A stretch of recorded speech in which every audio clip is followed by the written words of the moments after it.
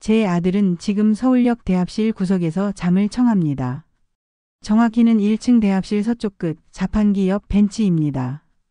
그곳이 그나마 바람이 덜 들어오고 사람들 시선에서 조금 벗어나 있다고 합니다. 비닐봉지 하나가 그의 전 재산입니다. 안에는 낡은 옷 2벌, 칫솔 하나, 그리고 호준이 사진 한 장이 들어 있습니다. 낡은 신문지 몇 장을 몸에 덮고 봄이 왔다는데도 입술은 파랗게 질려 있습니다.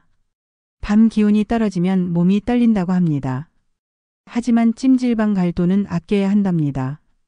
다음 달 호준이 만날 때 장난감이라도 사주려고. 가끔 지나가는 사람들이 흘기 쳐다봅니다. 젊은데 왜 저러고 있냐는 눈빛. 일하기 싫어서 놀고 있는 건 아닐까 하는 눈빛. 아들은 그런 시선들을 견뎌냅니다. 부끄러움도 이젠 익숙해졌다고 합니다. 영무원이 가끔 깨웁니다. 여기서 주무시면 안 됩니다.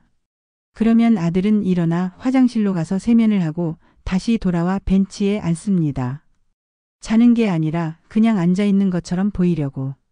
그렇게 새벽을 버팁니다. 하지만 그는 달랐습니다.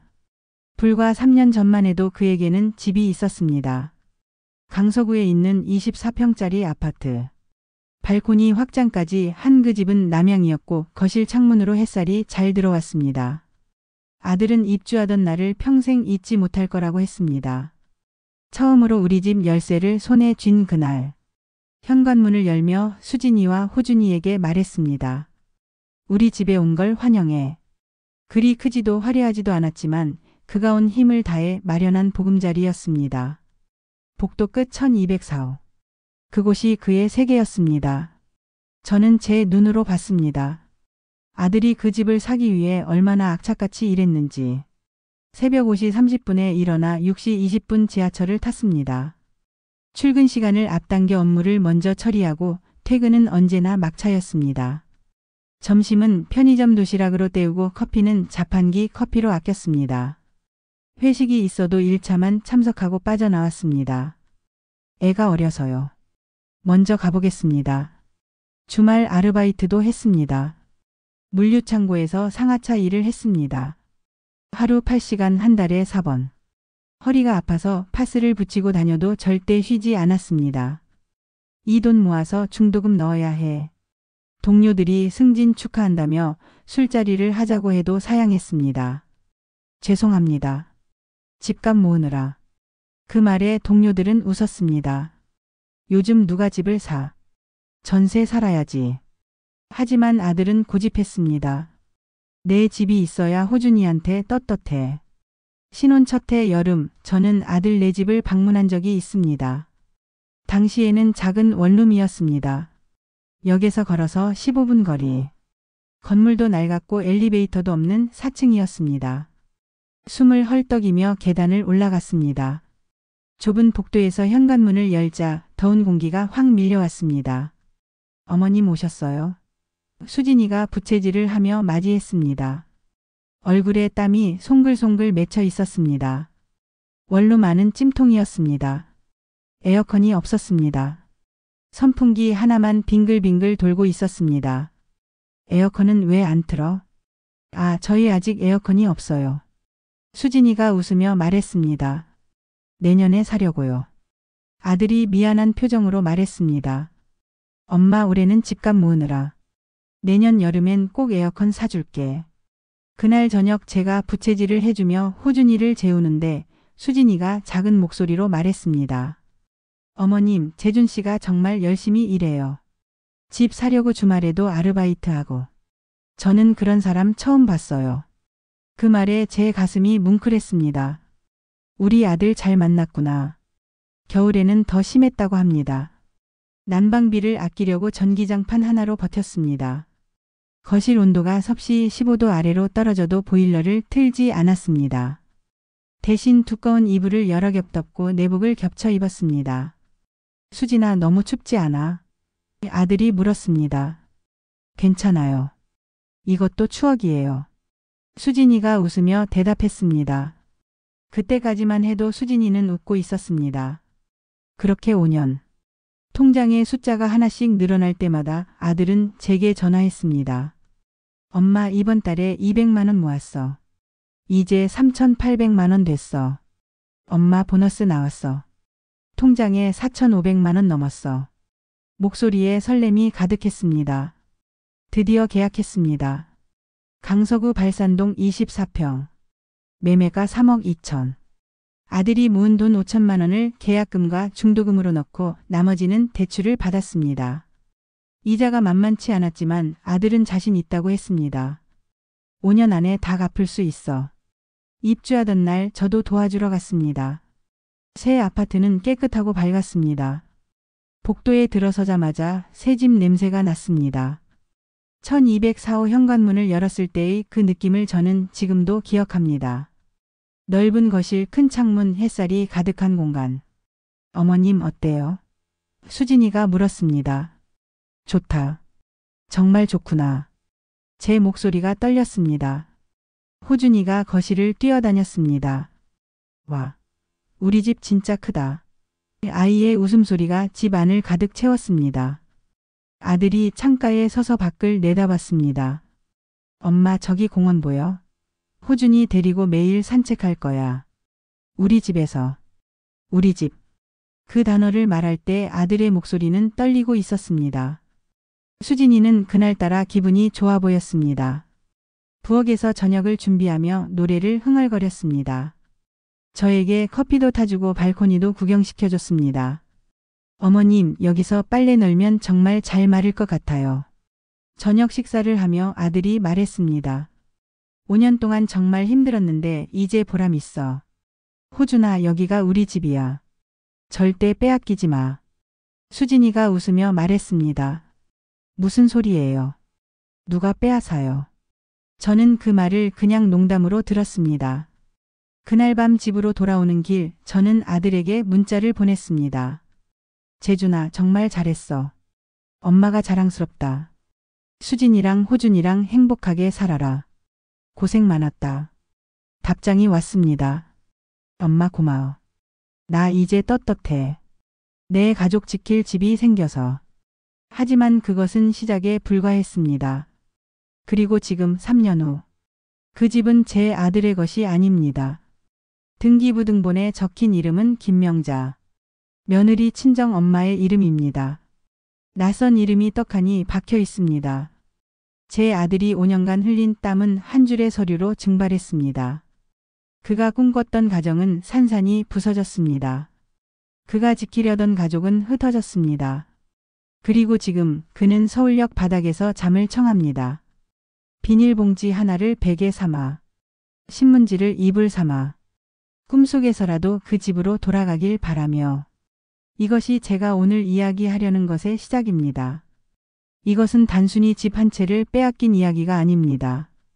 이것은 한 사람의 인생이 어떻게 송두리째 무너지는지에 대한 이야기입니다. 이것은 가족이라는 이름으로 자행되는 배신에 대한 이야기입니다. 그리고 이것은 그럼에도 불구하고 다시 일어서는 이야기입니다. 김수진. 그것이 제 며느리의 이름입니다. 이름을 부를 때마다 지금은 쓰디쓴 기억이 올라오지만 처음에는 그렇지 않았습니다. 처음에는 그저 예쁜 이름이라고 생각했습니다.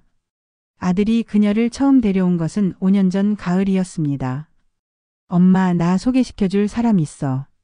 전화를 받는 순간부터 아들의 목소리는 들떠 있었습니다. 이번엔 진짜야. 좋은 사람 만났어. 저는 속으로 안도했습니다. 아들이 32이었습니다. 요즘 같은 세상에 평범한 직장인 아들이 여자를 만나기 쉽지 않다는 걸 알고 있었습니다. 키가 크지도 않고 얼굴이 잘생기지도 않고 돈이 많지도 않은 아들. 하지만 성실하고 착한 아들이었습니다. 그래, 언제 보여줄 거야? 이번 주말에 집으로 모시고 갈게. 엄마, 꼭 마음에 들어 하셔야 해. 주말이 되었습니다. 저는 아침부터 분주했습니다. 집을 청소하고 아들이 좋아하는 음식을 장봐서 준비했습니다. 갈비찜, 잡채, 전, 나물. 상을 푸짐하게 차렸습니다. 오후 2시쯤 초인종이 울렸습니다. 문을 열자 아들 옆에 젊은 여자가 서 있었습니다. 키는 보통이었고 얼굴은 단정했습니다. 화장은 진하지 않았고 옷차림도 수수했습니다. 청바지에 흰 블라우스. 손에는 작은 쇼핑백을 들고 있었습니다. 안녕하세요, 어머님. 처음 뵙겠습니다. 김수진이라고 합니다. 목소리는 또박또박했고 허리를 90도로 숙여 인사했습니다. 요즘 젊은 사람들이 잘하지 않는 깊은 인사였습니다. 어서 와요. 들어와요. 저는 반갑게 맞이했습니다. 거실로 들어오며 수진이가 쇼핑백을 내밀었습니다. 어머님, 이거 작은 건데요. 건강하셔야 한다고 해서요. 열어보니 백화점에서 산 듯한 고급차 세트였습니다. 홍삼차, 오미자차, 대추차가 예쁘게 포장되어 있었습니다. 이런 것까지. 고마워요. 아니에요. 당연한 거예요. 수진이가 미소를 지었습니다. 식사를 하며 저는 수진이를 관찰했습니다. 밥을 먹는 모습이 단정했습니다. 젓가락질도 바른 자세로 했고 반찬을 집을 때도 위쪽만 조심스럽게 집었습니다. 말은 많지 않았지만 제가 물어보면 성실하게 대답했습니다. 수진 씨는 어떤 일 해요? 저는 지금 작은 쇼핑몰 일을 하고 있어요. 인터넷으로 의류 판매하는 거요. 아직 규모가 크진 않지만 조금씩 키워가고 있어요. 그럼 사장님이네요. 아니에요. 그냥 혼자 하는 거라. 수진이는 겸손하게 웃었습니다. 수진이는 정말 능력 있어. 아들이 자랑스럽게 말했습니다. 혼자서 다 하는데 수익도 꽤 괜찮대. 식사 후 설거지를 하려는데 수진이가 나섰습니다. 어머님, 제가 할게요. 앉아 계세요. 아니야, 내가 할게. 아니에요. 제가 해야죠. 수진이는 부엌으로 가서 능숙하게 설거지를 시작했습니다. 저는 거실에서 아들과 대화를 나눴습니다. 수진 씨 괜찮은 것 같은데? 그치? 엄마, 수진이 정말 좋은 사람이야. 나한테도 잘해주고 성실하고. 그래, 마음에 들어. 아들의 얼굴이 환해졌습니다. 그날 이후로 수진이는 자주 저를 찾아왔습니다. 결혼 준비 기간 내내 그녀는 완벽했습니다. 예단도 많이 요구하지 않았습니다. 어머님, 저희 검소하게 할게요.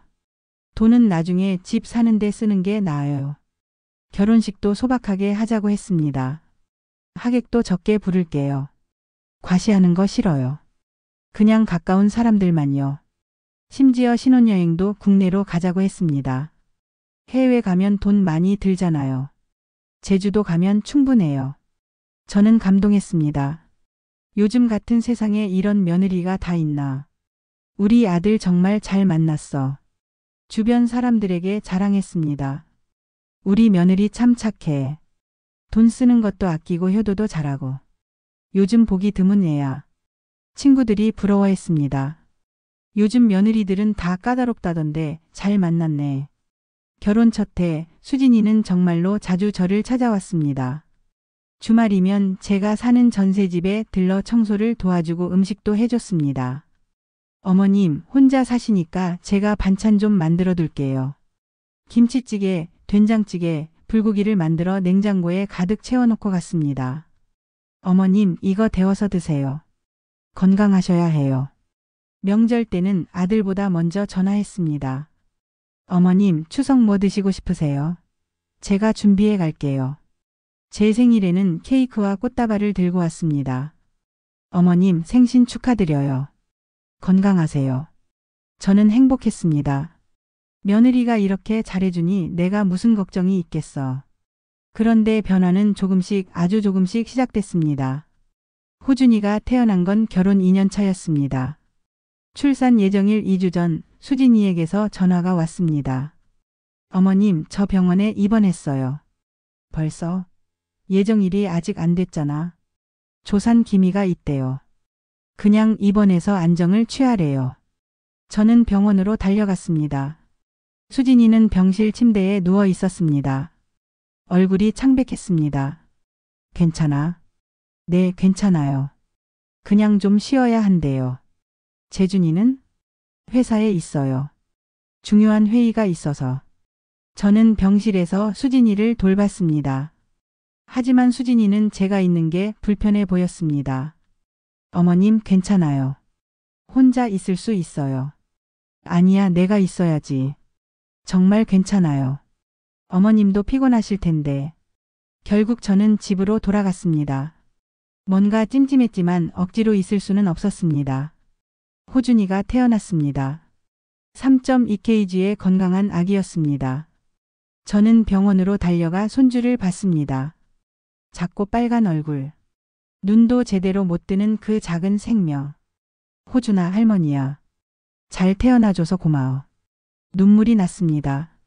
수진이는 조리원으로 갔습니다. 2주 프로그램이었습니다. 저는 면회를 갔습니다.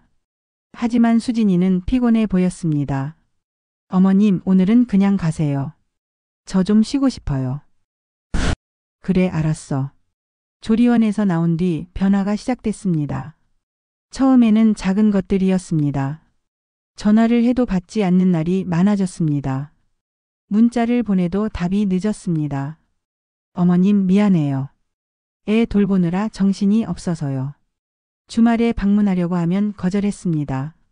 어머님, 이번 주는 애가 감기 걸려서. 다음에 뵐게요. 명절에도 오지 않았습니다. 첫 추석이었습니다. 저는 음식을 준비하고 기다렸습니다. 하지만 전날 밤 전화가 왔습니다. 어머님, 죄송한데 호준이가 열이 나서요. 병원 가봐야 할 것 같아요. 그럼 나중에라도. 글쎄요, 아이 상태 봐서. 결국 그의 추석은 혼자 보냈습니다. 설날에도 똑같았습니다. 어머님, 재준 씨가 갑자기 출장이 잡혔어요. 저 혼자서는 아이 데리고 가기 힘들어서. 제 생일에도 연락이 없었습니다. 생일 당일 오후 5시쯤 되어서야 문자가 왔습니다. 어머님, 생신 축하드려요. 호준이가 아파서 병원에 있어요. 죄송해요. 저는 혼자 미역국을 끓여 먹었습니다. 아들에게 전화했습니다. 재준아, 엄마야. 엄마, 무슨 일이야? 아니, 그냥. 요즘 수진이가 좀 힘들어 보이더라. 응, 애 키우느라 많이 힘들어해. 엄마, 조금만 이해해줘. 아기 키우는 게 얼마나 힘든지 알잖아. 그래, 알아. 전화를 끊고 한숨을 쉬었습니다. 그래, 애 키우느라 힘들겠지. 조금만 참자. 시간이 지나면 나아지겠지. 하지만 나아지지 않았습니다. 오히려 더 멀어졌습니다. 호준이가 돌이 되었습니다. 저는 선물을 준비해서 찾아갔습니다. 금반지와 돌보. 하지만 수진이의 반응은 차가웠습니다. 어머님, 이런 거 안 하셔도 되는데. 손주 돌인데 당연히 해야지. 요즘은 이런 거 잘 안 해요. 너무 구식이에요. 구식. 그 단어가 제 가슴에 박혔습니다. 그래도 우리 호준이 돌인데.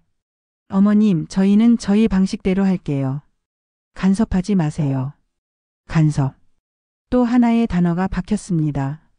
그날 이후로 저는 거의 연락하지 않았습니다. 한 달에 한 번 정도 아들에게 전화할 뿐이었습니다. 수진이와는 거의 대화가 없었습니다. 그렇게 2년이 흘렀습니다. 어느 날 아들이 전화했습니다. 목소리가 들떠 있었습니다. 엄마, 나 집 샀어. 뭐? 정말? 응. 강서구에 24평. 대출 좀 많이 받긴 했는데 그래도 우리 집이야. 제 눈에 눈물이 고였습니다. 잘했다. 정말 잘했어, 재준아. 엄마, 입주할 때 도와줄 수 있어? 당연하지. 입주하던 날 저는 아침 일찍 아들네로 갔습니다. 새 아파트는 정말 아름다웠습니다. 복도에 들어서자마자 새 집 냄새가 났습니다. 페인트 냄새와 새 마루 냄새. 1204호 현관문은 깨끗한 화이트 컬러였고 도어락도 최신형이었습니다. 아들이 비밀번호를 누르고 문을 열었습니다. 엄마, 들어와. 현관을 들어서자 넓은 거실이 펼쳐졌습니다. 남향창으로 햇살이 가득 쏟아져 들어왔습니다. 거실은 30제곱미터는 되어 보였습니다. 주방은 거실과 연결되어 있었고 싱크대와 가스레인지가 반짝였습니다. 와. 저는 감탄사가 나왔습니다. 어때, 엄마? 좋지? 좋다. 정말 좋아. 방은 3개였습니다. 안방, 작은 방, 그리고 더 작은 방. 안방에는 드레스룸이 있었고 화장실은 2개였습니다. 발코니는 확장되어 있었습니다. 거실 쪽 발코니에는 빨래 건조대가 설치되어 있었고 안방 쪽 발코니는 작은 서재처럼 꾸밀 수 있었습니다. 엄마 여기 봐. 공원도 보여. 아들이 창밖을 가리켰습니다. 아파트 단지 안에 작은 공원이 있었습니다. 놀이터와 산책로가 보였습니다. 호준이 저기서 놀 수 있겠네. 그치? 나도 그 생각했어. 매일 저녁에 데리고 나가서 놀아줄 거야. 수진이가 부엌에서 나왔습니다. 어머님 커피 드실래요? 응, 고마워. 수진이는 커피를 타왔습니다. 그리고 저와 나란히 앉았습니다. 어머님, 이 집 어때요? 좋다. 정말 좋아. 재준이가 고생한 보람이 있구나. 그쵸? 재준 씨가 정말 열심히 일했어요. 수진이가 미소를 지었습니다. 저도 이제 안심이에요. 우리 집이 생겨서. 우리 집. 그 말이 자연스러웠습니다. 하지만 지금 생각해보면 그때부터 뭔가 이상했습니다. 수진이의 눈빛에 뭔가 다른 것이 있었습니다. 계산적인 냉정한 무언가. 입주 한 달쯤 지났을 때였습니다. 저는 청소를 도와주러 아들 네 집에 갔습니다. 수진이는 없었고 아들만 있었습니다. 수진이는 친정에 갔어. 호준이 데리고. 저는 청소를 시작했습니다. 거실을 닦고 부엌을 정리하고 화장실을 청소했습니다. 안방을 청소하다가 서랍장 위에 놓인 서류 뭉치를 봤습니다. 호기심에 들여다봤습니다. 대출 서류였습니다. 금액을 보고 깜짝 놀랐습니다. 2억 7천만 원. 이자율 연 4.5%. 재준아, 대출이 이렇게 많아? 아들이 난처한 표정을 지었습니다. 응. 집값이 3억 2천이었는데 내가 모은 돈이 5천이라. 나머지는 다 대출이야. 이자가 한 달에 얼마야? 100만 원 좀 넘어. 뭐? 그렇게 많이? 괜찮아, 엄마. 내가 갚을 수 있어. 열심히 일하면 돼. 하지만 아들의 표정은 불안해 보였습니다. 그로부터 3개월 후 아들에게서 전화가 왔습니다. 엄마, 나 지금 시간 돼? 응, 무슨 일이야? 집에 가도 될까? 목소리가 이상했습니다. 떨리고 있었습니다. 그래, 와. 30분 후 아들이 왔습니다. 얼굴이 창백했습니다. 무슨 일이야? 아들이 한참을 말하지 못했습니다. 그리고는 떨리는 목소리로 말했습니다. 엄마, 집 명의를 바꿨어. 뭐? 수진이 친정 엄마 명의로. 제 머릿속이 하얘졌습니다. 무슨 소리야? 왜? 대출 이자가 너무 부담돼서. 수진이 친정에서 도와주기로 했어. 그런데 명의를 바꿔야 대출 조건이 좋아진다고 해서. 그게 말이 돼? 내 돈으로 산 집인데. 엄마 괜찮아. 잠깐만 그러는 거야. 수진이가 그랬어. 대출금 일부 갚고 나면 다시 내 명의로 돌린다고. 수진이를 믿어? 믿어야지. 가족인데. 저는 불안했습니다. 하지만 아들이 결정한 일이니 어쩔 수 없었습니다. 재준아, 서류는 제대로 남겼지? 나중에 다시 명예 이전할 수 있게. 응. 그런 것 같은데.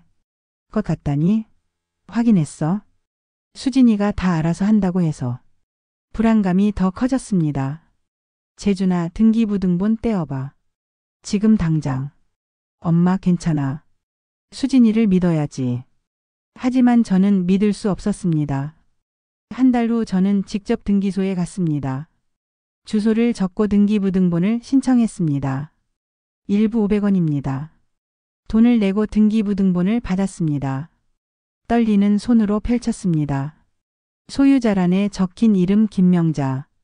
제 아들 이름은 어디에도 없었습니다. 이전 소유자란을 봤습니다. 박재준 마이너스 김명자. 이전 날짜 2개월 전. 저는 그 자리에서 다리에 힘이 풀렸습니다. 등기부등본을 들고 아들에게 갔습니다. 재준아, 이거 봐. 아들이 서류를 받아들었습니다. 얼굴이 점점 창백해졌습니다. 뭐야 이게. 내 이름이 없어. 완전히 명의가 넘어간 거야. 아니야, 잠깐만 그러는 거라고 했어. 수진이가. 수진이한테 물어봐. 지금 당장. 아들이 전화를 걸었습니다. 스피커폰으로 켜서 저도 들을 수 있었습니다. 수진아, 나 재준이야. 응, 무슨 일이야? 수진이의 목소리는 평온했습니다. 저기, 진명의 말인데, 등기부등본을 떼봤는데, 응, 왜? 내 엄마 명의로 완전히 넘어갔더라. 그게 문제야? 목소리가 차갑게 식었습니다. 문제가 아니라, 우리 다시 내 명의로 돌리기로 했잖아. 그건 나중에 생각해보자. 나중이 아니라 수진아. 지금 해야 되는 거 아니야? 재준 씨, 지금 나한테 따지는 거야? 우리 엄마가 대출 이자까지 갚아주신 건 생각 안 해? 그건 고마운데. 하지만 집은 어차피 우리 가족 거잖아. 누구 명의든 상관없잖아. 상관 있어. 내 돈으로 산 건데. 재준 씨 목소리 낮춰. 지금 나한테 소리 지르는 거야? 소리 지르는 게 아니라. 나 바빠. 나중에 얘기하자. 전화가 끊겼습니다. 아들이 멍하니 전화기를 보고 있었습니다. 엄마. 이상해. 당연히 이상하지. 지금 당장 변호사한테 가봐. 하지만 수진이가 뭐? 지금 내 집을 가져간 거야. 하지만 아들은 머뭇거렸습니다. 엄마, 조금만 기다려봐. 수진이도 나름 이유가 있을 거야. 저는 답답했습니다. 하지만 아들의 선택이었습니다. 그로부터 한 달이 지났습니다. 아들이 다시 수진이와 얘기를 시도했습니다. 하지만 수진이는 매번 피했습니다. 지금 바빠. 나중에 얘기하자. 왜 자꾸 그 얘기를 해? 그리고 마침내 폭탄 선언이 왔습니다. 어느 날 밤 10시 아들에게서 전화가 왔습니다. 울고 있었습니다. 엄마. 수진이가 이혼하자고 해. 아들이 제 집 앞에 섰을 때 그는 완전히 다른 사람처럼 보였습니다. 헬쑥하게 마른 얼굴. 며칠은 씻지 않은 듯한 머리카락. 구겨진 셔츠. 풀어진 넥타이. 거뭇한 눈밑. 무엇보다 눈빛이 달랐습니다. 초점이 없었습니다. 살아있지만 죽어있는 눈. 재준아. 제 목소리가 떨렸습니다. 아들은 대답하지 않고 안으로 들어왔습니다. 소파에 털썩 주저앉았습니다. 그리고 한참을 말하지 않았습니다. 저는 물을 떠다주고 옆에 앉았습니다. 기다렸습니다. 엄마. 아들이 입을 열었습니다. 목소리는 갈라져 있었습니다. 나 이혼당했어. 이미 들었던 말이었지만 다시 듣는 순간 심장이 무너졌습니다. 언제? 3일 전에.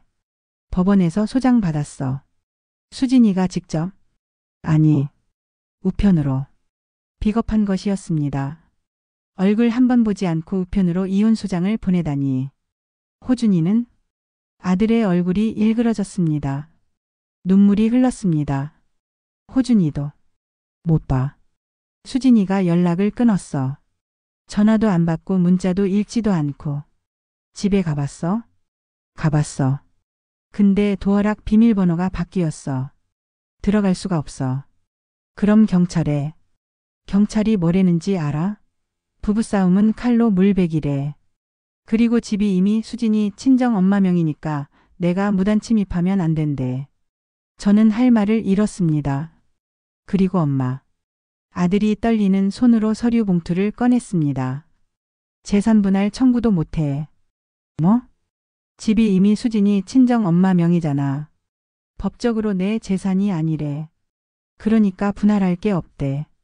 그럼 그 집 내 돈으로 산 거라고. 증명을 못해. 대출도 다 갚아줬고 지금은 수진이 친정 엄마 명이니까.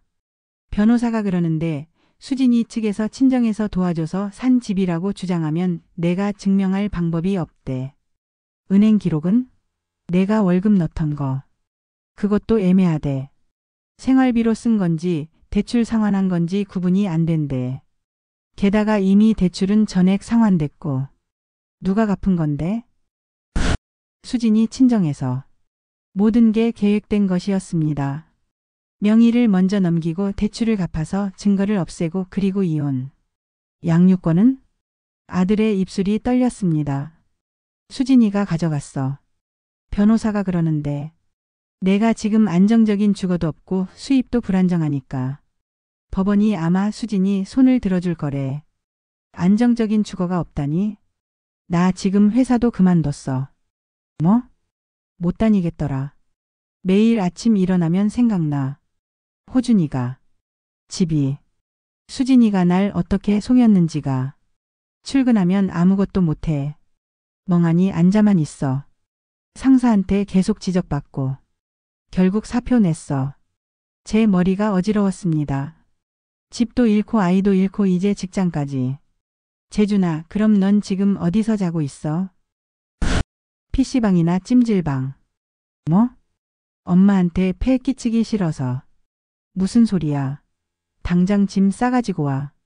엄마, 나 정말 폐인이 된 것 같아. 아들이 주저앉으며 울었습니다. 나 이제 어떻게 살아? 저는 아들을 끌어안았습니다. 50이 넘은 어미가 30 넘은 아들을 안고 함께 울었습니다. 그날부터 아들은 제 집에서 살게 됐습니다. 아니, 살게 됐다는 표현이 맞을지 모르겠습니다. 그는 그냥 존재했습니다. 살아있대 살아있지 않았습니다. 아침이 되어도 일어나지 않았습니다. 오후 2시, 3시가 되어서야 겨우 눈을 뜨고 하루 종일 소파에 누워만 있었습니다. TV를 켜놓지만 보지 않았습니다. 핸드폰을 들여다보지만 아무것도 하지 않았습니다. 재준아, 밥 먹어야지. 나중에. 나중은 언제야? 하루 종일 아무것도 안 먹었잖아. 입맛이 없어. 억지로 밥을 차려줘도 몇 숟가락 뜨다 말았습니다. 일주일 만에 5kg이 빠졌습니다. 밤에는 잠을 자지 못했습니다. 거실에서 뒤척이는 소리가 들렸습니다.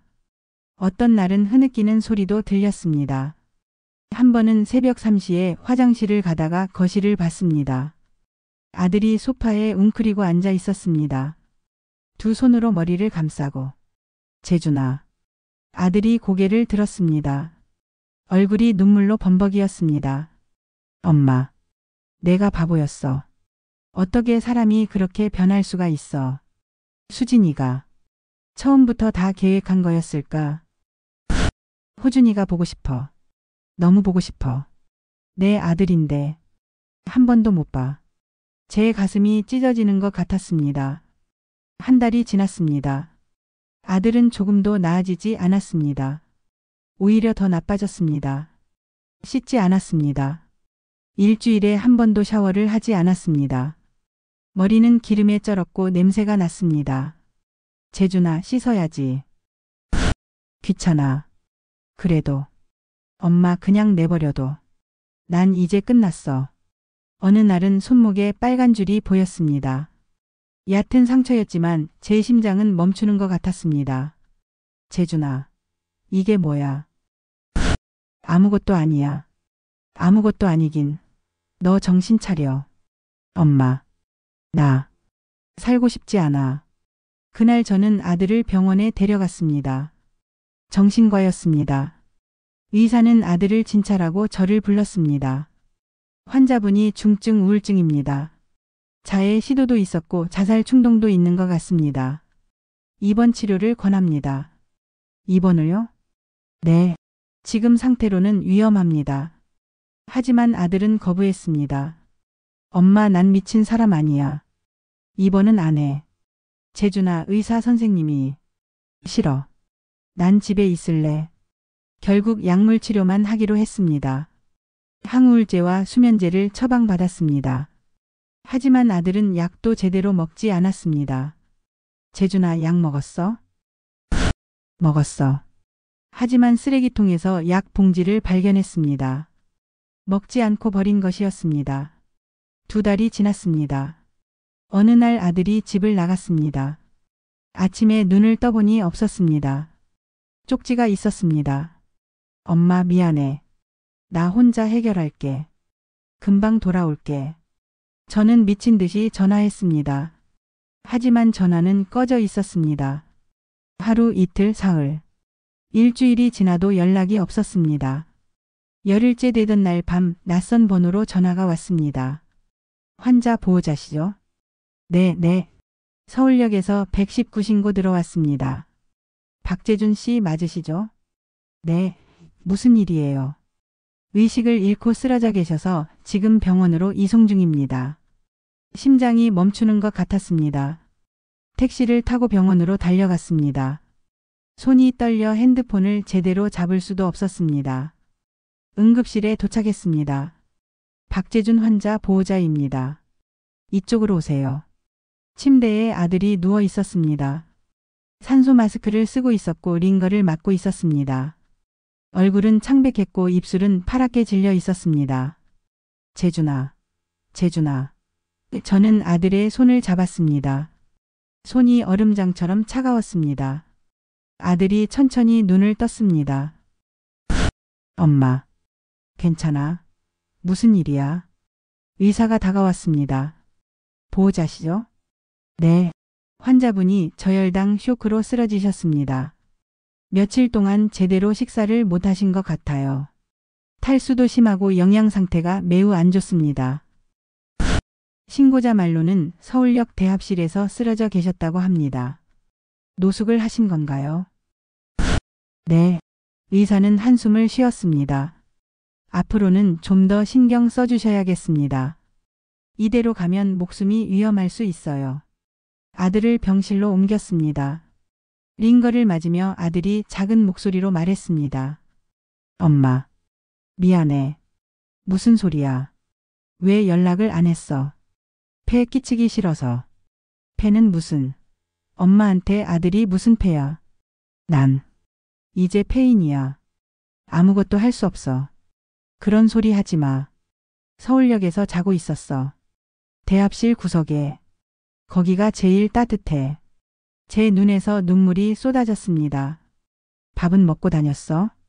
편의점 빵으로. 하루에 1,000원어치. 1,000원? 돈 아껴야 해서. 호준이 면접날 선물 사야 하니까. 제 심장이 무너졌습니다. 제 아들은 하루에 1,000원으로 버티면서도 손주 선물을 걱정하고 있었습니다. 병원비는 제가 냈습니다. 입원비, 검사비, 약값까지 총 83만 원. 제 노후 자금 통장에서 인출했습니다. 하지만 상관없었습니다. 제 아들이니까요. 3일 후 퇴원했습니다. 아들은 조금 나아 보였지만 여전히 무기력했습니다. 엄마, 나 이제 어디서 살아야 해? 당연히 우리 집이지. 엄마한테 폐만 끼쳐. 폐에 끼친다는 소리 다시 하면 때릴 거야. 아들이 작게 웃었습니다. 오랜만에 보는 웃음이었습니다. 집으로 돌아오는 길 아들이 말했습니다. 엄마, 나 지난 열흘 동안 서울역에서 잤어. 그랬구나. 처음엔 무서웠어. 사람들 시선도 무섭고 밤에 혼자 있는 것도 무섭고. 근데 며칠 지나니까 익숙해지더라. 거기 나 같은 사람 많아. 다들 사연이 있어. 어떤 아저씨는 사업망에서 왔고 어떤 아저씨는 이혼하고 왔고. 재준아. 엄마, 나도 그 사람들이랑 똑같아. 인생 망한 사람. 다시 시작할 수 없는 사람. 그런 소리 하지 마. 넌 다시 시작할 수 있어. 어떻게? 집도 없고 돈도 없고 직장도 없고 아이도 없는데? 저는 대답할 수 없었습니다. 집에 도착했습니다. 아들은 거실 소파에 앉았습니다. 그리고 멍하니 벽을 바라봤습니다. 저는 부엌에서 음식을 준비했습니다. 아들이 좋아하는 된장찌개와 제육볶음. 밥을 차려놓고 불렀습니다. 재준아, 밥 먹자. 아들이 식탁으로 왔습니다. 숟가락을 들고 밥을 한 숟갈 떴습니다. 그리고 눈물이 떨어졌습니다. 왜 그래? 호준이가 이런 거 좋아했어. 된장찌개. 아들은 울면서 밥을 먹었습니다. 밤이 되었습니다. 아들은 거실 바닥에 이불을 깔고 누웠습니다. 저는 제 방에 누웠지만 잠이 오지 않았습니다. 거실에서 아들이 뒤척이는 소리가 들렸습니다. 새벽 2시쯤 소리가 들렸습니다. 흐느끼는 소리. 저는 조용히 일어나 거실로 갔습니다. 아들이 이불 속에서 웅크리고 있었습니다. 어깨가 떨리고 있었습니다. 재준아. 아들이 고개를 들었습니다. 얼굴이 눈물 범벅이었습니다. 엄마. 나 진짜 죽고 싶었어. 서울역에서. 밤마다 생각했어. 그냥 지하철에 뛰어들까? 한강에 가서 뛰어내릴까? 재준아. 근데 엄마 생각나서. 엄마가 있으니까. 참았어. 저는 아들을 끌어안았습니다. 아들은 제 품에서 아이처럼 울었습니다. 엄마. 나 다시 살 수 있을까? 정말로. 살 수 있어. 엄마가 도와줄게. 우리 함께 다시 시작하자. 하지만 저도 확신이 없었습니다. 어떻게 다시 시작할 수 있을까? 모든 게 무너진 이 상황에서. 그때였습니다. 더 큰 충격이 찾아온 것은 일주일 후 등기 우편이 왔습니다. 발신인은 법무법인 정혜. 열어보니 고소장이었습니다. 고소인 김명자. 피고소인 박재준, 방영수. 혐의 사기. 저는 손이 떨렸습니다. 재준아. 이게 뭐야? 아들이 서류를 받아들었습니다. 얼굴이 창백해졌습니다. 뭐야 이게? 고소 내용은 이랬습니다. 피고소인들은 부동산 명의 이전 과정에서 고소인을 협박하고 강압하여 도장을 찍게 했으며 이는 사기 행위에 해당함. 무슨 소리야? 우리가 협박을 해? 더 가관인 것은 그 다음이었습니다. 피고소인 방영숙 어머니는 아들 박재준을 사주하여 고소인을 위협했으며 부동산 명의를 불법으로 취득하려 했음. 이게 말이 돼? 오히려 우리가 피해자인데. 아들이 서류를 바닥에 던졌습니다. 이 사람들이 정말 어떻게 이럴 수가 있어. 한 주일 후 경찰서에 출석했습니다. 아들과 저 둘 다. 조사실에서 형사가 말했습니다. 고소인 측 주장을 들어보겠습니다. 김명자 씨는 사위인 박재준 씨와 그 어머니 방영숙 씨에게 지속적으로 협박을 받았다고 주장합니다. 말도 안 됩니다. 오히려 우리가 당한 거라고요. 증거가 있으십니까? 피고소인 측은 어떤 증거를 제시할 수 있습니까? 아들이 입을 열었습니다. 그 집은 제가 5년간 모은 돈으로 산 겁니다. 증명할 수 있습니까? 통장 기록이 있습니다. 하지만 현재 명의는 김명자 씨입니다. 그리고 대출금도 이미 전액 상환됐고요. 김명자 씨 측에서는 본인이 돈을 지원해서 집을 샀다고 주장합니다. 거짓말입니다. 증거가 없으면 증명이 어렵습니다. 조사는 이 시간이나 이어졌습니다. 하지만 우리에게 불리했습니다. 증거가 없었습니다. 명의 이전 서류에는 합법적으로 도장이 찍혀 있었고 대가도 지불된 것으로 기록되어 있었습니다. 일단 조사는 계속 진행하겠습니다. 추가로 출석 요청이 있을 수 있습니다. 경찰서를 나오며 아들이 말했습니다. 엄마, 우리 이거 이길 수 있을까? 모르겠다. 며칠 후 더 충격적인 소식이 왔습니다. 가정법원에서 통지서가 왔습니다. 양육권 소송. 수진이가 정식으로 양육권을 신청한 것이었습니다. 그리고 거기에는 이런 내용도 있었습니다. 호준이 아동을 증인으로 신청함. 아들이 서류를 보며 주저앉았습니다. 호준이를 법정에? 저는 말문이 막혔습니다. 가정법원 출석일이 되었습니다. 아들은 며칠 전부터 준비했습니다. 머리를 자르고 면도를 하고 깨끗한 옷을 입었습니다. 하지만 얼굴은 여전히 헬쑥했고 눈빛은 불안했습니다. 법정에 들어섰습니다. 수진이가 이미 앉아 있었습니다. 그 옆에는 그녀의 어머니 김명자가 있었습니다. 둘 다 깔끔한 옷차림에 당당한 표정이었습니다. 수진이는 저희를 보고도 눈길조차 주지 않았습니다. 마치 모르는 사람인 것처럼. 재판이 시작됐습니다. 양육권 관련 사건입니다. 원고 김수진, 피고 박재준. 판사가 서류를 검토했습니다. 원고 측에서 먼저 의견을 말씀해 주십시오. 수진이의 변호사가 일어섰습니다. 원고는 현재 아동과 함께 안정적인 환경에서 생활하고 있습니다. 24평 아파트에 거주하며 경제적으로도 친정의 지원을 받아 양육에 문제가 없습니다. 반면 피고는 현재 실직 상태이며 안정적인 주거지도 없습니다. 피고 측 의견은 저희 변호사 선임하느라 제 적금을 깼습니다가 일어섰습니다. 피고는 일시적으로 어려움을 겪고 있지만 아동의 친부로서 양육 의지가 충분합니다. 현재 어머니와 함께 거주하며 점차 회복하고 있습니다. 원고 측에서 증인 신청이 있었습니다. 아동 본인과 그때 법정문이 열렸습니다. 호준이가 들어왔습니다. 아들이 일어서려 했습니다. 호준아. 하지만 제가 붙잡았습니다. 호준이는 1년 만에 보는 것이었습니다. 많이 컸습니다. 키도 크고 얼굴도 성숙해졌습니다. 깨끗한 옷을 입고 머리도 단정하게 빗었습니다. 하지만 아이는 아빠를 보지 않았습니다. 수진이 옆에 바짝 붙어서 고개를 숙이고 있었습니다. 호준이. 아들의 목소리가 떨렸습니다. 판사가 말했습니다. 아동 진술은 조력인 동석 하에 진행하겠습니다. 호준이가 증인석에 앉았습니다. 옆에 아동심리 전문가가 앉았습니다. 호준아, 긴장하지 말고 편하게 대답하면 돼. 알겠지? 네. 호준이는 지금 누구랑 살고 있어? 엄마요. 엄마랑 사는 게 어때? 좋아요. 왜 좋은데? 엄마가 잘 챙겨줘요. 맛있는 것도 사주고. 그래? 아빠는 어때? 호준이가 고개를 돌렸습니다. 아빠를 흘끗 봤습니다. 하지만 곧 고개를 숙였습니다. 잘 모르겠어요. 아들의 얼굴이 일그러졌습니다. 아빠를 자주 봐? 아니요. 아빠가 보고 싶어. 호준이가 잠시 망설였습니다. 그리고는 작은 목소리로 말했습니다. 잘 모르겠어요.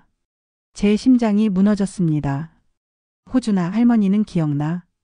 호준이가 저를 봤습니다.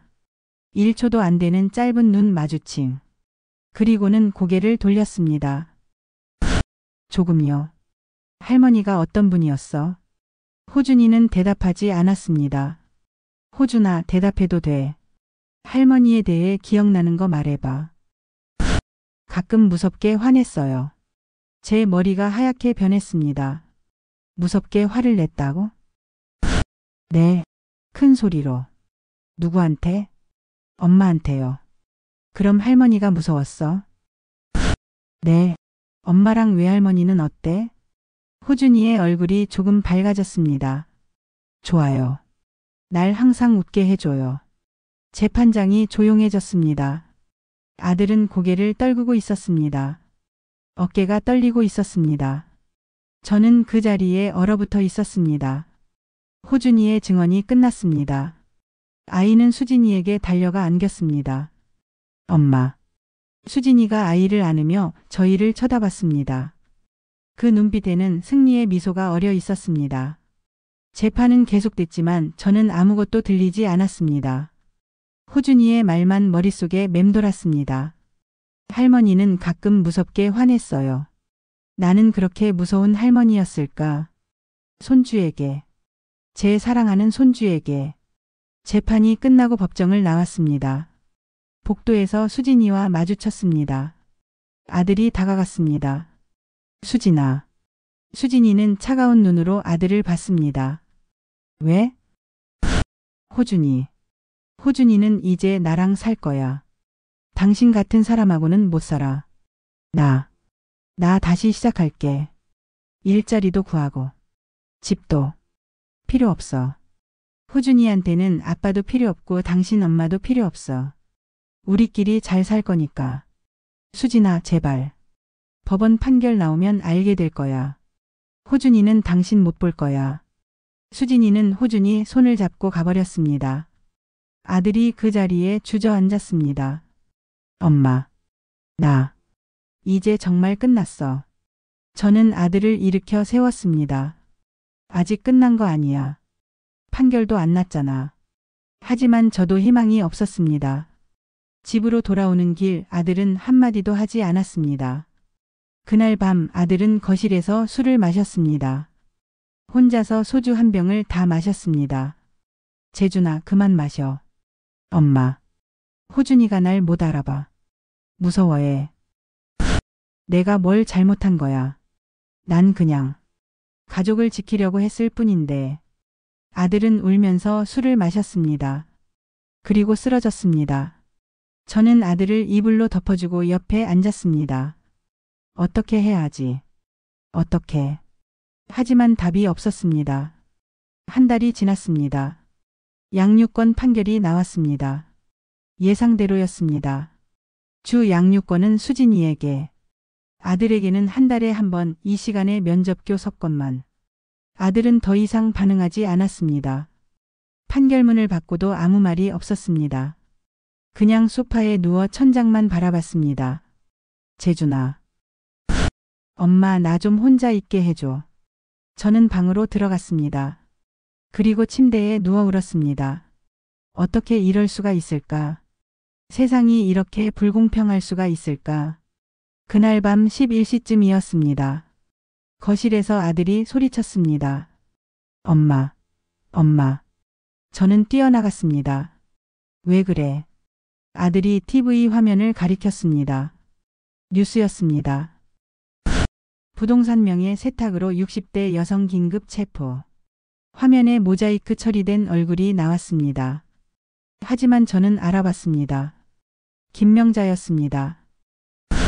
피의자 김모 씨는 지난 5년간 타인 명의를 불법으로 이용해 부동산을 취득한 뒤 이를 세탁한 혐의를 받고 있습니다. 국세청과 경찰의 합동 수사 결과 피의자는 최소 10억 원 이상의 부동산 거래에서 명의를 도용한 것으로 밝혀졌습니다. 저와 아들은 숨을 멈추고 화면을 봤습니다. 피해 금액은 수십억 원대로 추정되며 피해자는 10명 이상인 것으로 알려졌습니다. 경찰은 피의자의 가족도 공범 여부를 조사 중입니다. 엄마, 이거. 재준아, 지금 당장 변호사한테 연락해. 다음 날 아침 변호사 사무실로 갔습니다. 변호사님, 뉴스 보셨죠? 네, 봤습니다. 이거 대박입니다. 어떻게 되는 거예요? 지금 경찰이 김명자 씨의 모든 부동산 거래 내역을 조사하고 있습니다. 당신 집도 당연히 포함되어 있을 겁니다. 그럼 우리 집을 되찾을 수 있어요. 가능성이 매우 높습니다.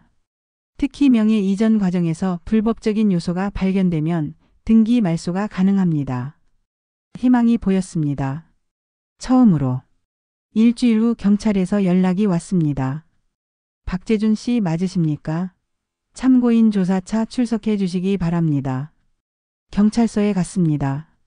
이번에는 피의자가 아니라 참고인으로. 김명자 씨의 부동산 거래 중 하나가 당신 명의였던 강서구 아파트입니다. 명예 이전 과정에 대해 진술해 주십시오. 아들은 그동안 있었던 모든 일을 진술했습니다. 5년간 돈을 모은 것, 집을 산 것, 수진이가 대출 때문에 명의를 바꾸자고 한 것, 그리고 다시 돌려받지 못한 것, 명예 이전 서류에 서명한 건 맞습니까? 네, 하지만 잠깐만 빌리는 거라고 해서. 서류 내용을 제대로 확인했습니까? 아니요. 수진이를 믿었습니다. 형사가 고개를 끄덕였습니다. 지금 조사 결과 김명자 씨는 같은 수법으로 여러 건의 부동산을 취득했습니다. 그리고 명예 이전 과정에서 서류를 조작한 정황도 있습니다. 서류 조작이요? 네. 인감증명서와 위임장 일부가 위조된 것으로 밝혀졌습니다. 그럼 당신도 피해자일 가능성이 높습니다. 계속 수사하겠습니다. 집으로 돌아오는 길 아들이 말했습니다. 엄마, 이제 희망이 있을까? 있어. 반드시 있어. 그로부터 보름 후 뉴스에 속보가 떴습니다. 부동산 명예 세탁 사건 김명자 씨 구속영장 발부. 화면에는 수갑을 찬 김명자의 모습이 나왔습니다. 얼굴은 모자이크 되어 있었지만 기자들의 플래시가 터지고 있었습니다. 김 씨는 지난 5년간 타인 명의를 이용해 총 20건의 부동산을 불법 취득했으며 그 과정에서 서류 위조, 명예 도용 등의 수법을 사용한 것으로 밝혀졌습니다. 피해 금액은 총 60억 원이 넘는 것으로 추정됩니다. 아들이 전화를 받았습니다. 변호사였습니다. 통화를 마치고 아들이 저를 봤습니다. 눈에 눈물이 고여 있었습니다. 엄마, 우리 집 되찾을 수 있대. 저는 아들을 끌어안았습니다. 진짜야? 정말?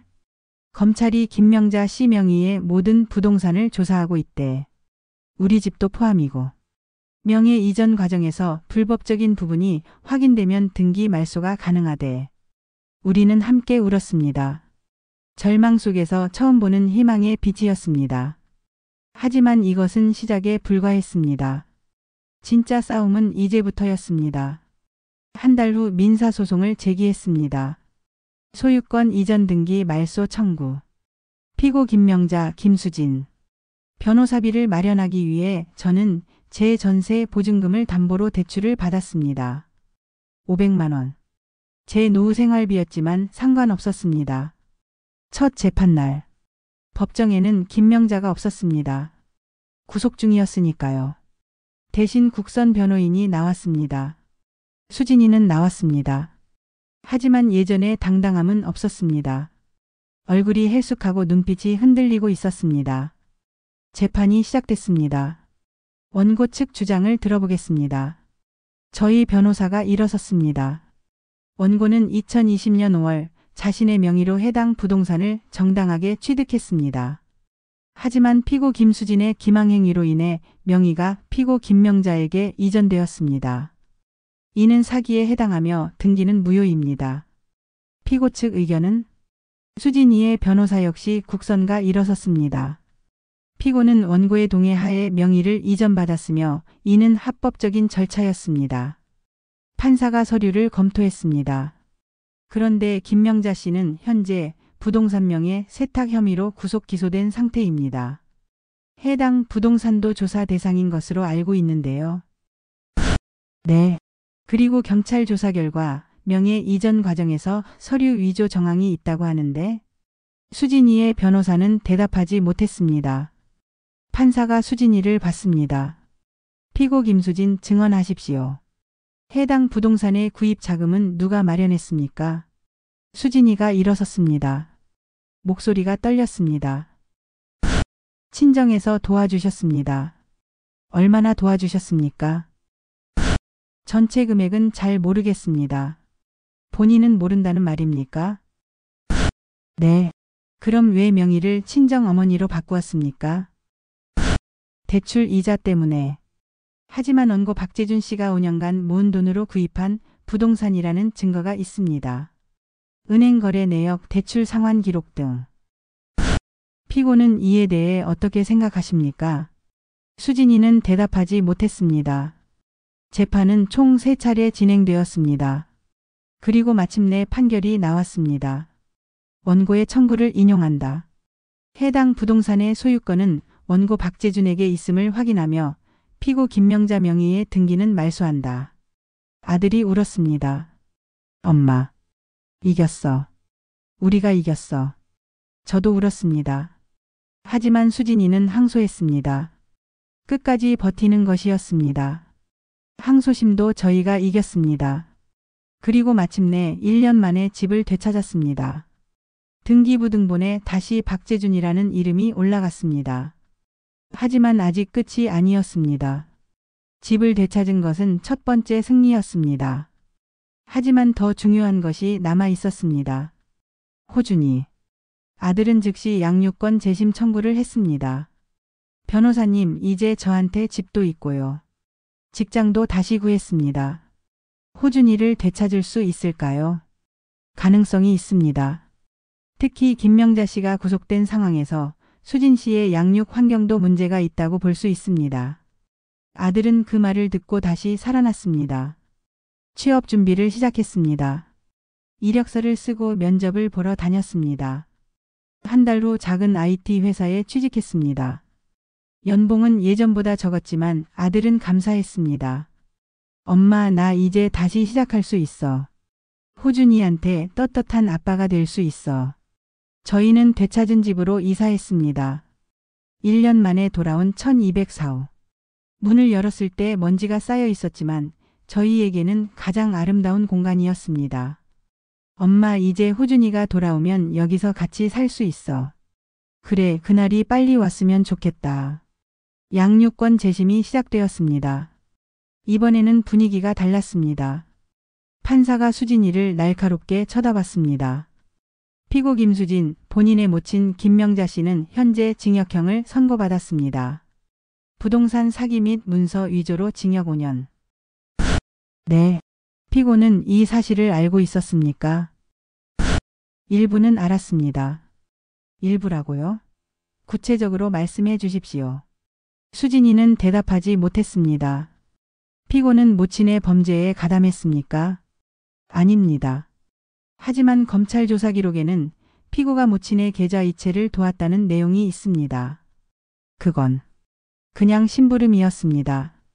심부름이라고요? 수십억 원대의 불법 자금 세탁을 도운 것을 심부름이라고 표현하십니까? 수진이는 얼굴이 창백해졌습니다.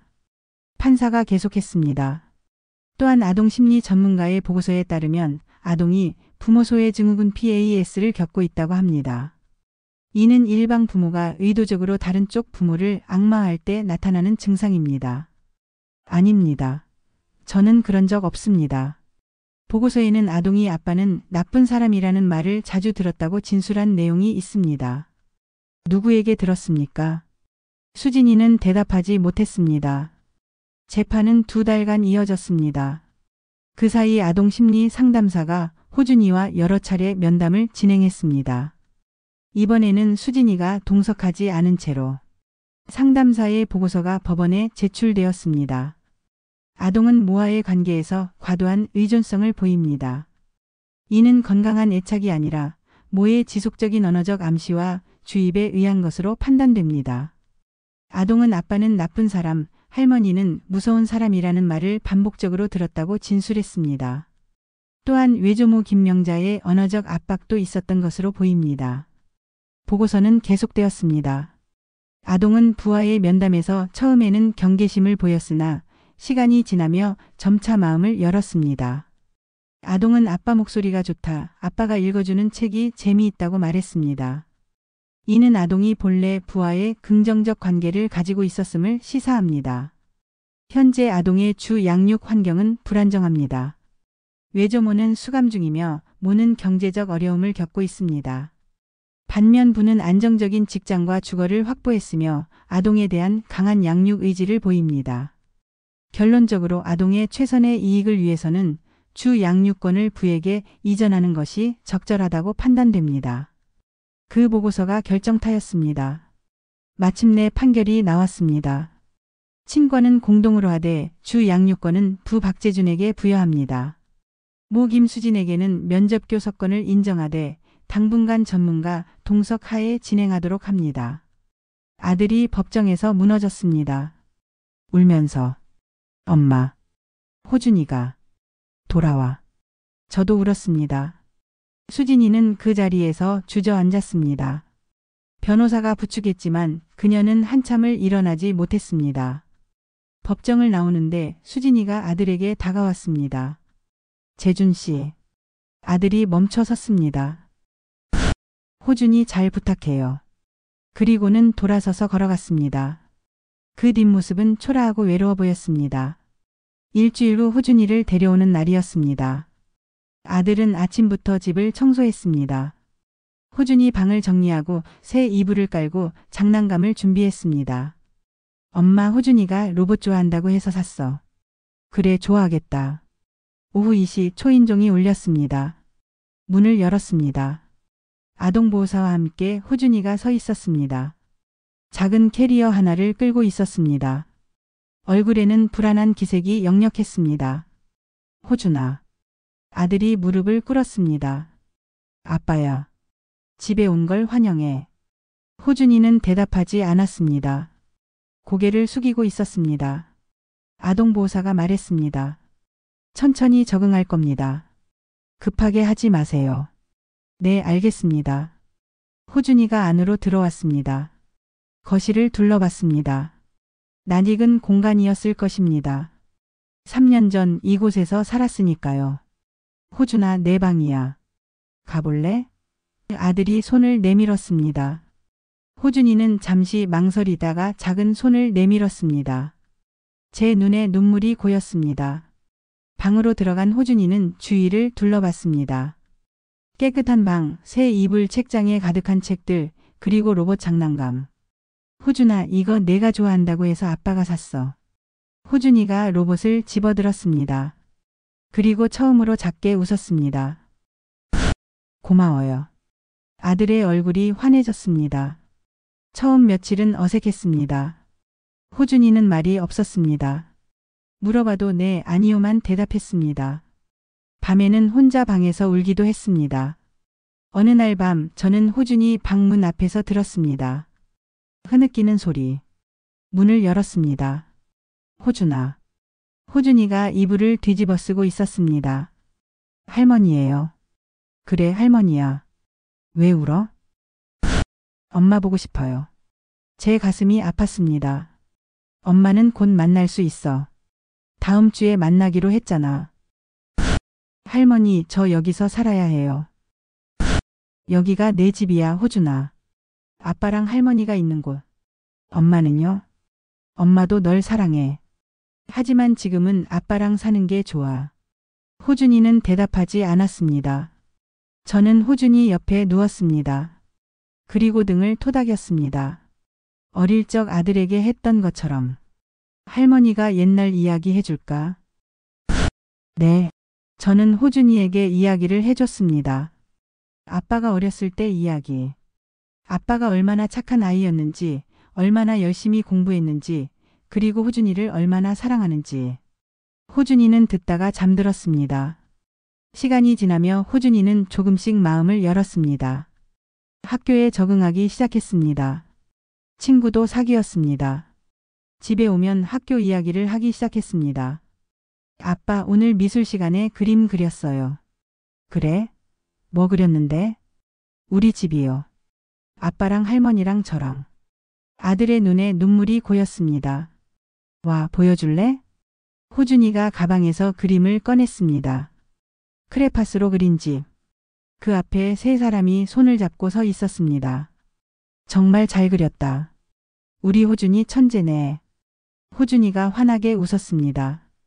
어느 날 저녁 호준이가 처음으로 아빠에게 물었습니다. 아빠는 왜 저랑 떨어져 있었어요? 아들은 당황했습니다. 그게 엄마가 그랬어요. 아빠는 나쁜 사람이라고. 호준아, 아빠는 나쁜 사람이 아니야. 엄마랑 아빠가 잠깐 헤어져 있었던 거야. 왜요? 어른들 사이에 문제가 있었어. 하지만 아빠는 너를 한 번도 잊은 적 없어. 매일 너를 생각했고 너를 다시 만나고 싶었어. 호준이가 아빠를 쳐다봤습니다. 정말요? 정말이야. 아빠는 너를 세상에서 가장 사랑해. 호준이가 아빠 품에 안겼습니다. 나도 아빠 사랑해요. 아들이 호준이를 꼭 안았습니다. 그리고 울었습니다. 저는 부엌에서 그 장면을 봤습니다. 눈물을 닦으며 웃었습니다. 이제 정말 끝났구나. 우리 가족이 다시 함께구나. 하지만 수진이는 쉽게 물러서지 않았습니다. 면접 교섭 때마다 문제를 일으켰습니다. 시간을 지키지 않았습니다. 호준이에게 이상한 말을 했습니다. 어느 날 면접 후 호준이가 집에 돌아와서 울었습니다. 왜 그래, 호준아? 엄마가 저보고 자기랑 살자고 했어요. 뭐라고? 아빠는 나쁜 사람이고 할머니도 나쁜 사람이래요. 엄마만 날 사랑한대요. 아들이 즉시 법원에 신청했습니다. 면접 교섭 제한. 법원은 전문가 동성 면접 교섭을 명령했습니다. 하지만 수진이는 그것도 거부했습니다. 왜 제가 감시받으면서 제 아들을 만나야 해요? 아동의 정서적 안정을 위해서입니다. 아동? 제 아들이에요. 제 아들. 수진이는 법정에서 소리를 질렀습니다. 판사가 제지했습니다. 정숙하십시오. 한 번 더 소란을 피우면 퇴정 조치하겠습니다. 수진이는 주저앉았습니다. 그 후로 수진이는 면접 교섭을 신청하지 않았습니다. 연락도 끊겼습니다. 한 달 후 수진이가 인터넷에 글을 올리기 시작했습니다. 저는 억울합니다. 제 아들을 빼앗겼습니다. 시댁의 횡포로 인해 저는 모든 것을 잃었습니다. 아들아, 엄마는 너를 사랑해. 꼭 다시 만나자. 글은 일부 커뮤니티에서 화제가 되었습니다. 일부 사람들은 수진이에게 동정을 보냈습니다. 하지만 곧 진실이 드러나기 시작했습니다. 누군가 김명자의 재판 기록을 올렸습니다. 수진이가 어머니의 범죄를 알고 있었다는 증거들, 계좌 이체를 도왔다는 기록들, 문자 메시지들. 엄마 이번 건은 조심해야 해. 들키면 안 돼. 엄마 돈 빨리 옮겨. 추적당할 수 있어. 엄마 서류 잘 챙겨. 증거 남으면 안 돼. 댓글이 달리기 시작했습니다. 이 사람 공범 아니에요. 피해자 코스프레 그만하세요. 아이가 불쌍하네요. 이런 엄마 밑에서 자랐으면 본인도 범죄에 가담했으면서 억울하다니. 여론이 돌아섰습니다. 수진이는 SNS 계정을 비공개로 돌렸습니다. 그리고 마지막 글을 남겼습니다. 진실은 언젠가 밝혀질 것입니다. 하지만 아무도 그 말을 믿지 않았습니다. 6개월이 지났습니다. 어느 날 아들에게 명예훼손 소송 통지서가 왔습니다. 수진이가 제기한 것이었습니다. 인터넷에 허위 사실을 유포하여 명예를 훼손했다. 하지만 아들은 인터넷에 아무것도 올린 적이 없었습니다. 소송은 법원에서 각하되었습니다. 그 후로 수진이는 조용해졌습니다. 1년이 지났습니다. 겨울이었습니다. 눈이 내리는 날이었습니다. 저녁 7시쯤 초인종이 울렸습니다. 문을 열었습니다. 수진이가 서 있었습니다. 예전의 모습은 온데간데 없었습니다. 헬쑥한 얼굴, 낡은 코트, 바랜 청바지, 손에는 작은 봉투 하나. 안녕하세요, 어머님. 저는 할 말을 잃었습니다. 무슨 일이에요? 이거 드리려고 왔어요. 수진이가 봉투를 내밀었습니다. 이게 뭔데요? 편지예요. 호준이한테. 아니, 어머님한테 드리는. 저는 봉투를 받았습니다. 호준이는 못 봐요. 자격이 없는 것 같아요. 어머님, 정말 죄송해요. 제가 너무 잘못했어요. 수진이의 눈에서 눈물이 흘렀습니다. 이제 와서 무슨. 알아요.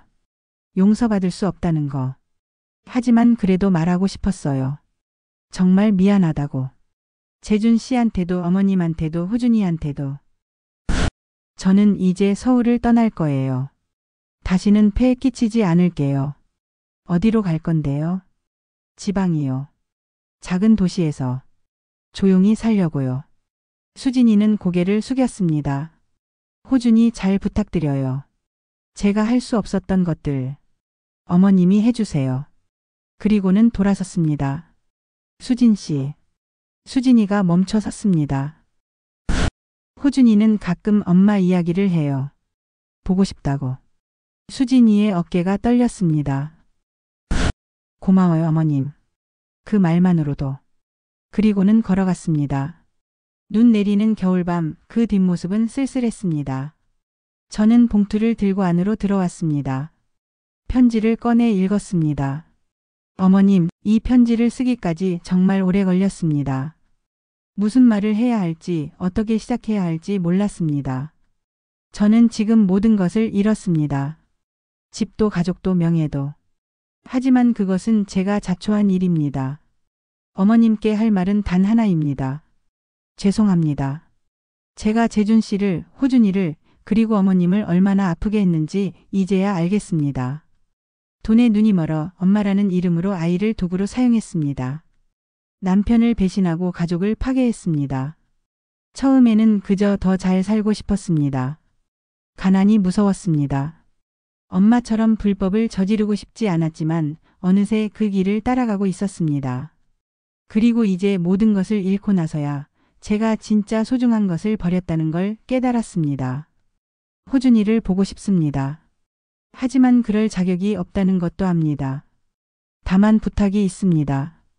호준이가 자라서 저를 물어본다면 너무 나쁜 사람으로만 기억되지 않게 해주세요. 한때는 정말 짧은 순간이었지만 저도 그 아이를 진심으로 사랑했습니다. 이제 저는 조용히 제 인생을 마무리하며 살겠습니다. 다시는 폐를 끼치지 않겠습니다. 건강하세요. 호준이도 잘 키워주세요. 수진 올림. 편지를 다 읽고 저는 한참을 앉아 있었습니다. 미움이 올라오지 않았습니다. 분노도 없었습니다. 그저 텅 빈 느낌이었습니다. 저는 편지를 작은 상자에 넣었습니다. 그리고 상자 위에 메모를 남겼습니다. 호준이에게. 내가 어른이 되어 궁금해할 때 열어보렴. 이것은 내 엄마의 마지막 진심이다. 할머니가. 3년이 흘렀습니다. 호준이는 이제 초등학교 5학년입니다. 키도 많이 크고 목소리도 굵어졌습니다. 친구들과 축구를 하고 게임도 하고 평범한 아이로 자라고 있습니다. 가끔 엄마 이야기를 합니다. 할머니, 엄마는 어디 있어요? 지방에서 살고 있대. 보고 싶어요.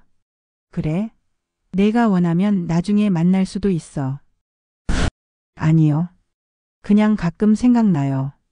호준이는 더 이상 묻지 않습니다. 아들은 회사에서 승진했습니다. 팀장이 되었습니다. 열심히 일하고 호준이와 시간도 많이 보냅니다. 주말이면 공원에서 축구를 하고 저녁에는 함께 영화를 봅니다. 방학 때는 여행도 갑니다. 엄마, 이번 여름에는 제주도 갈까? 좋지. 호준이도 좋아하겠다. 저는 손주를 돌보며 하루하루를 삽니다. 아침에 밥을 차려주고 학교에 보내고 저녁에는 함께 식사를 합니다. 평범한 일상입니다. 하지만 우리에게는 기적 같은 일상입니다. 어느 봄날이었습니다. 호준이가 학교에서 편지를 가지고 왔습니다. 할머니, 이거 부모님께 드리래요. 편지를 열어봤습니다. 학교 공개 수업 안내문이었습니다.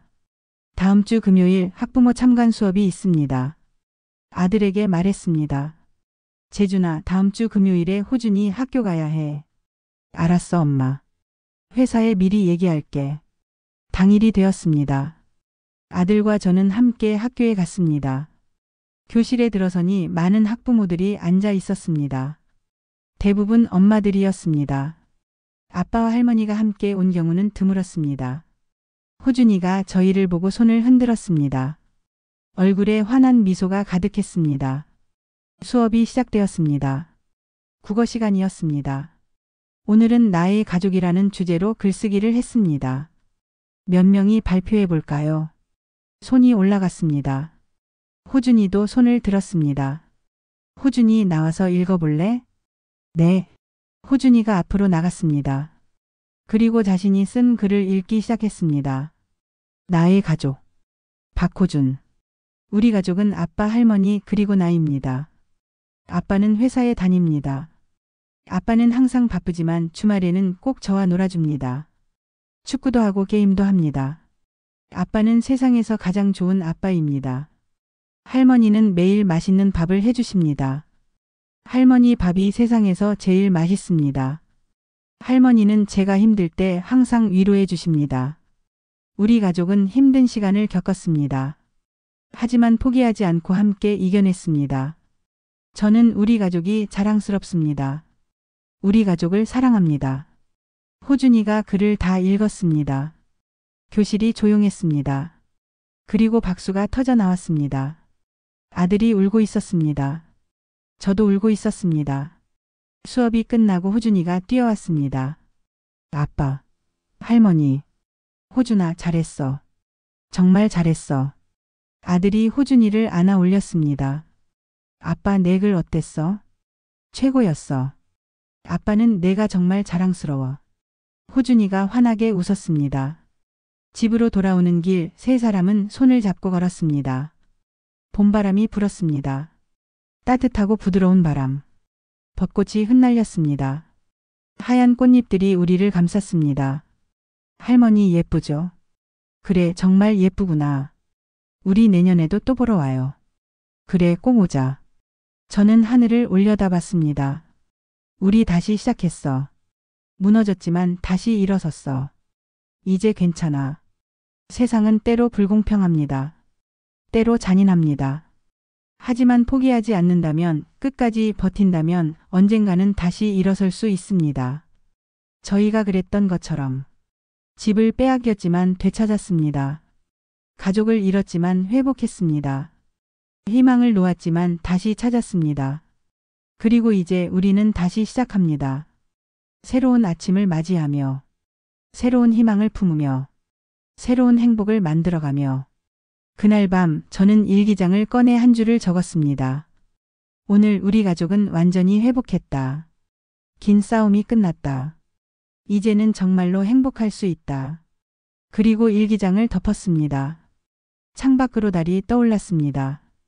밝고 환한 보름달. 거실에서는 호준이와 아들이 웃고 있었습니다. 그 웃음소리가 집 안을 가득 채웠습니다. 따뜻하고 밝고 행복한 웃음소리. 그것으로 충분했습니다. 끝. 작가의 말. 이 이야기는 실제 사건을 바탕으로 재창작되었습니다. 오늘도 어딘가에서 누군가는 가족이라는 이름으로 상처받고 있습니다. 부동산 사기로 인생이 무너지는 사람들이 있습니다. 악의적인 배신으로 모든 것을 잃는 사람들이 있습니다. 하지만 이 이야기가 말하고 싶은 것은 이것입니다. 포기하지 마세요. 아무리 어두운 밤이라도 새벽은 옵니다. 아무리 깊은 절망이라도 희망은 있습니다. 아무리 무너진 인생이라도 다시 일어설 수 있습니다. 시간이 걸리더라도 고통스럽더라도 외롭더라도 끝까지 버티세요. 싸우세요. 당신이 옳다면 결국 진실은 드러날 것입니다. 그리고 당신은 다시 숨 쉴 수 있을 것입니다. 이 이야기의 주인공들처럼 당신은 혼자가 아닙니다.